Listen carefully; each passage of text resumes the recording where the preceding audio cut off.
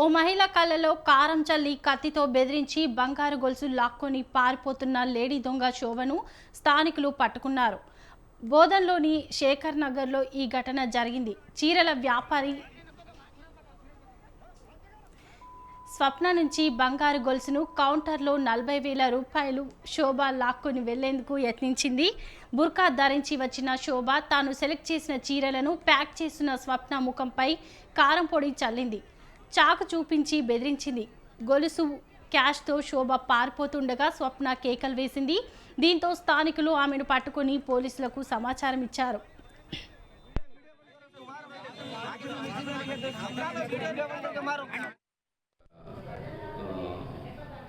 Complaint చీరల వ్యాపారం చేస్తుంది శేఖర్ నగర్లో.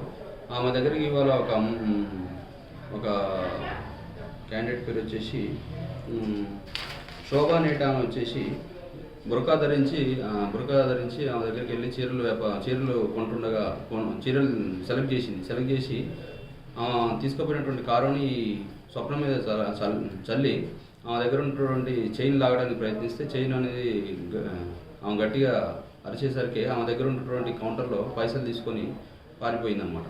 ఈ పారిపోయిన సమయంలో స్వప్న గట్టిగా అరవడం ద్వారా చుట్టుపక్కల వాళ్ళంతా కూడా ఆమెను పట్టుకొని మనకి ఇన్ఫర్మేషన్ ఇవ్వడం జరిగింది. ఆ ఇన్ఫర్మేషన్ రాగానే ఆమెని మనం పోలీసులకు తీసుకురావడం జరిగింది. ఆమె మీద కేసు రిజిస్టర్ చేసి కోర్టుకి పంపించడం జరుగుతుంది. ఆకుల స్వప్న అనేటటువంటి ఒక